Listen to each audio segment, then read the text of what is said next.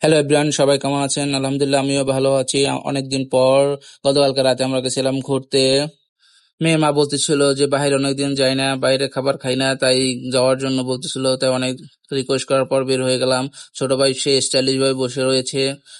হ্যাঁ, এখন ম্যাডাম দেখতেছে যে কি খাবার অর্ডার করা যায়। হ্যাঁ, সে এক খাবার খাইতে খাইতে ক্লান্ত হয়ে গেছে, যে নিউ মেনু দেখতেছে যে কি খাবার খাওয়া যায়। হ্যাঁ, তার রুচি অনুযায়ী খাবার আমরা অর্ডার দেবো। আম্মা জান, তুমি কি করতেছো? আম্মা জান তাকাও, ওইদিকে তাকাচ্ছিল। বাবা বলতেছিল, বাবা আমার ক্ষুধা লেগেছে। হ্যাঁ, আমার একটু আবার নায়ক নায়ক লাগতেছে। "ও, ছোট নায়ক, ভালো আছে তুমি?" নায়ক স্টাইলিশ করতেছে। বাবা क्या বলুঙ্গা মে। খাবার প্রায় চলে এসেছে, আমরা এখন খাবো।